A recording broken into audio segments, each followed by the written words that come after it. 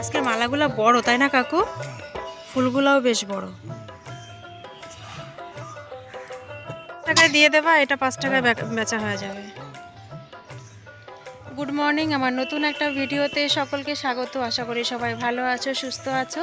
আমরাও মোটামুটি ভালো আছি। আর বলো তো শীতটা কবে যাবে? তোমরা জানো, কেউ জানলে কমেন্ট করে জানিও। শীত আর আমাদের ভালো লাগছে না, তাই না বাবা? কারণ কেউ দুষ্টু তো সকালবেলা সোয়েটার পরতে চায় না। এই যে ওকে জোর জবরদস্তি সকালবেলায় সোয়েটার পরালাম।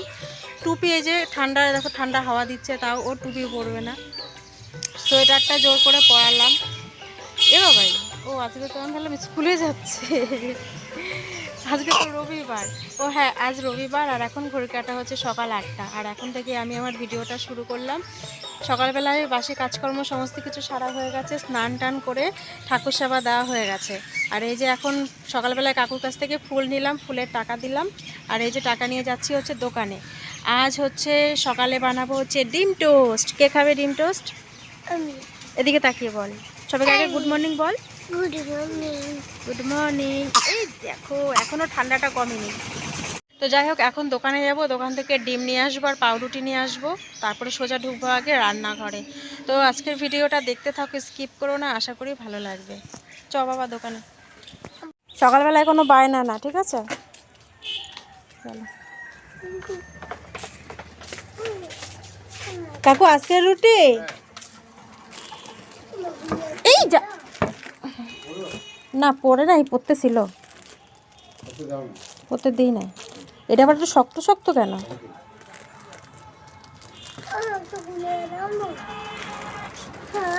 আজকে রুটিগুলো শক্ত শক্ত কেন কাকু? যাগো দাঁত আছে, আর আমার তো দাঁত নাই। আর 3টা ডিম দাও। ওরও নাই, ওরও নাই। 3টা ডিম দাও।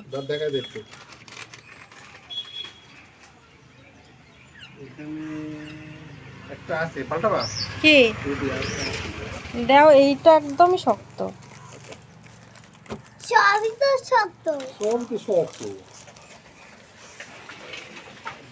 যেখানে ডিম আর এই যে 3টে পাউরুটি নিয়ে নিলাম। ব্যাস, মুখে লাগাবি না কিন্তু, রাস্তায় পড়েছে।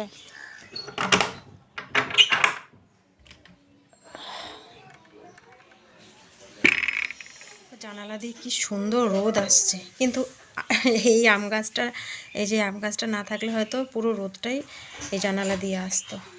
আর আমার এই যে মানি প্ল্যান্টের গাছটা কি হবে আমি জানি না, একদম শুকিয়ে গেছে। এই যে পাতাগুলো শুকিয়ে গেছে।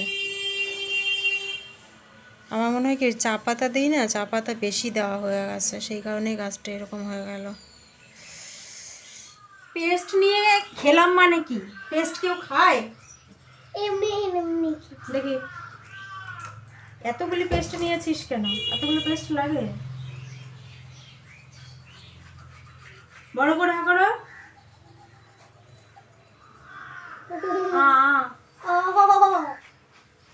তাড়াতাড়ি করো। মাঝে তাকে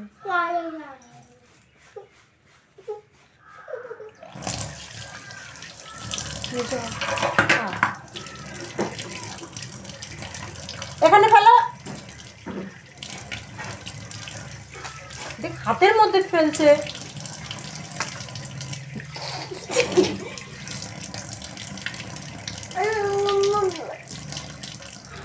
দুষ্টুরাজ 2-3 দিন ধরে এত পরিমাণে সর্দি লেগে গেছে, তো সেই কারণেই ওকে কি করেছি, ওকে নিয়ে গিয়ে হোমিওপ্যাথি ওষুধ নিয়ে এসেছি। তো হোমিওপ্যাথি ওষুধটা কী বলো তো, সকালে খালি পেটও খেলেও খুব একটা অসুবিধা হয় না। আর খাওয়ার আগে বলেই দিয়েছিল যে একটা খাওয়ার পরে, আর আরেকটা যেটা দিয়েছে একটু বড়ি টাইপের, ওটা হচ্ছে খাওয়ার পরে। তো দিনে 3বার থেকে 4বার খাওয়াতে বলেছে, সকালে, দুপুরে, বিকেলে আর হচ্ছে রাত্রে। এইভাবে খাওয়াতে বলেছে, তো সেইভাবেই খাওয়াচ্ছি। তারপরে এখনও কেন জানি না সর্দিটা একটুও কমেনি। আগে যেরকম শুধু জল বেরোতো, এখন আর জল বেরোচ্ছে না, মানে সর্দিটা না বসে গেছে, গাঢ় গাঢ় কফ টাইপের বেরোচ্ছে নাক দিয়ে শুধু। আর ও তো মুখে খুব একটা ফেলতে পারে না, তো সেই কারণে সর্দিটা না কমছে না। মুখে যদিও ফেলতে পারতো, কাশি মানে দিয়ে দিয়ে যদি ফেলতে পারতো তাহলে হয়তো অনেকটাই সর্দিটা কমে যেত। তো যাই হোক, সকালে তোমরা দেখলেই দোকানে গেছিলাম, দোকান থেকে এই যে পাউরুটি নিয়ে এসেছি, কারণ সকালে আজকে ডিম পাউরুটি করব। দুষ্টুর বাবার আজকে আবার বাড়ি থাকবে না, রবিবার জানোই যে তোমার দুষ্টুর বাবা বাড়িতে থাকি, কিন্তু আজ এই রবিবারটা বাড়িতে থাকবে না, কারণ দুষ্টুর বাবার নাকি কোথায় পিকনিক আছে, ওখানে যাবে। হঠাৎ করে গতকাল রাত্রেই, মানে শনিবার রাত্রেই আর কি বলেছে যে এরকম আর কি পিকনিক আছে। আমি বললাম রবিবার হলে তো তুমি কোথাও যেতে চাও না, আর সত্যি কথা রবিবারও কোথাও যেতে চায় না, সারাটা দিন কিন্তু বাড়িতেই থাকে, বা ওই সকালের দিকে হয়তো এদিক ওদিক একটু গেল, ওই নাহলে কিন্তু রবিবার করে ও কোথাও যেতে চায় না।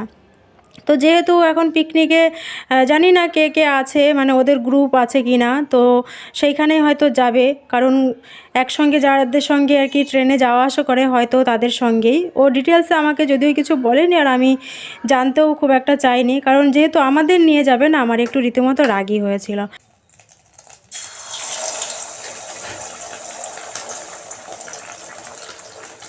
তো যাই হোক, সকালবেলায় এই যে গরম গরম ডিম টোস্ট আর কি করবো, আর গরম গরমই খেয়ে নেব, কারণ গরম গরম শীতের বেলাতে খাওয়ার না মজাই একটু আলাদা।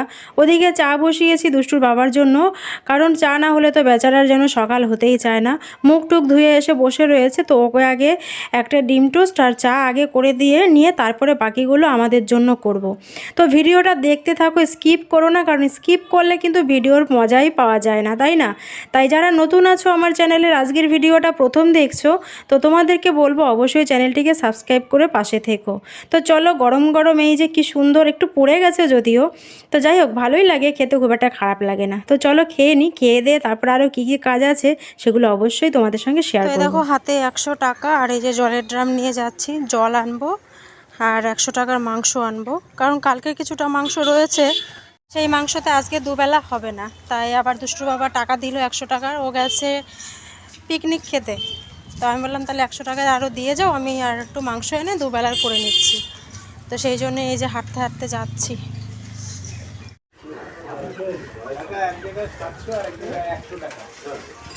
হয়ে গেছে।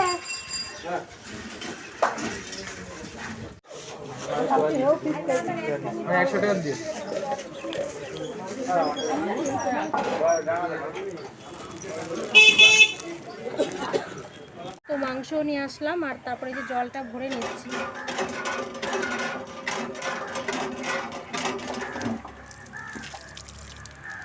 খালি হাতে যাবো, সেই জন্য ড্রামটা নিয়ে আসলাম সাথে করে, যেন একবারে নিয়ে যাই জলটা।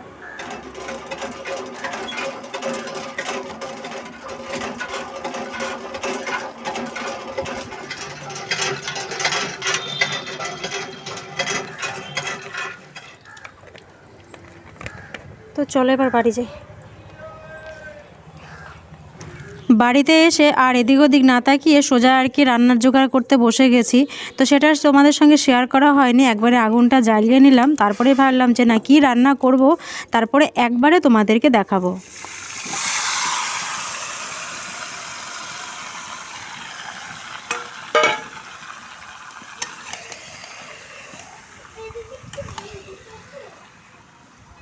মাংসটা রান্না করছি, কিন্তু মাংসটা থেকে না কেমন যেন একটু জল জল উঠলো, কি জানি কেন। কি কুচিয়েছিস ব্যাগে? হ্যাঁ, এটা এত জল উঠলো কি কারণে বুঝলাম না মাংসটা থেকে।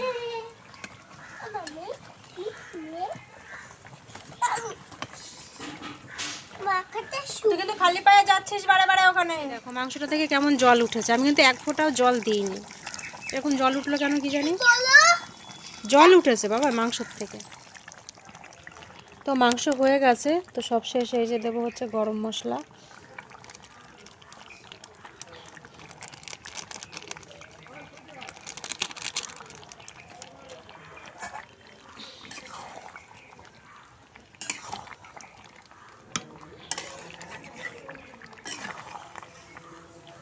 এক কাপ পরিমাণ জল দিয়েছি শুধু, আর দেখো কীরকম তেল হয়েছে।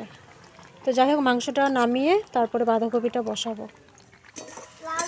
লাল বাসনের ঝুড়িটা আছে ওটার মধ্যে রাখ। তো এই দেখো বাঁধাকপিটা এখন করব।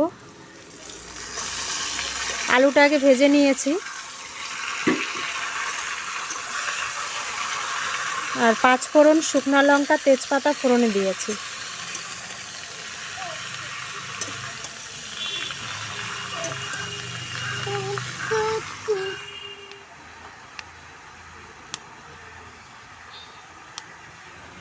কাঁচা লঙ্কাটা একটু ফাটিয়ে দিলাম, চিড়ে দিলাম না, কারণ চিড়ে দিলে ঝালটা বেশি হয়। আর ঝাল তো আমরা সবাই একরকম খাই না, কেউ একটু কম কেউ একটু বেশি। এর মধ্যে দিয়ে দিয়েছি একটু আদা থেতো করে, দিয়েছি একটু জিরে গুঁড়ো, হলুদ গুঁড়ো, নুন, ব্যাস। আর আগে থেকেই আমি গ্যাসে একটু বাঁধাকপিটা সেদ্ধ করে রেখে নিয়েছিলাম, তার জন্যই কিন্তু রান্নাটা আজকে একটু তাড়াতাড়ি হয়ে যাচ্ছে। তো এইভাবে আমার মতন কে রান্না করো জানিও। তো দেখো এবার নেড়ে চেড়ে এবার কী করবো বলো তো, ঢাকা দিয়ে দেবো। ঢাকা দিয়ে দিয়ে রান্না করলে বেশ রান্নাটাও তাড়াতাড়ি হয়ে যাবে। তো বাঁধাকপিটা দেখো রান্না হয়ে গেছে। এই যে একদম কাঁচা লঙ্কা দিয়েছি আজকে, একদম লঙ্কার গুঁড়ো দিইনি। এবার নামাবো, নামিয়ে তারপরে যে কড়াইটা মাজবো। কড়াইটা ভীষণ কালি হয়েছে আজকে। আর এখন বাজে হচ্ছে প্রায় 1:18। ভাতটা আমি গ্যাসে করে নিয়েছি, ভাবলাম যে হয়তো দেরি হয়ে যাবে, কিন্তু তাড়াতাড়ি রান্নাটা এখানে হয়ে গেল। এখন ভাতটা এখানে বসিয়ে দিলে ভাতটা হয়ে যেত। তো যাই হোক, এখন এই ঘষা মাজার কাজটুকু বাকি রয়েছে, এটুকু করে নিলে মোটামুটি হয়ে যায়। আর দুষ্টুর বাবার আস্তে আস্তে বলছে বিকেল হবে না তো সন্ধে হবে। কোথায় যেন বললো পায়রাডাঙ্গা না কোথায়, একটু ভিডিও কল করলো, দেখলাম পুরো নদীর পাড়ে পিকনিকটা করছে। আমি বললাম বেশ ভালোই, ফ্যামিলি নিয়ে করলে পরে বেশ ভালো হতো, তাই না? তো যাই হোক, ভিডিওটা আর বেশি বড় করছি না, কাজবাজ কিছুটা রয়েছে সেটুকু সব শেষ করব, শেষ করে তারপরে দুষ্টুকে খাওয়াবো, আমরা খাবো। তো চলো আজকের মতন তাহলে ভিডিওটা এই পর্যন্তই। সবাই ভালো থেকো, সুস্থ থেকো, আর অবশ্যই সাবধানে থাকো, আর পাশে থেকো, সাপোর্ট করো। তো চলো আজকের মতন তাহলে এ পর্যন্তই।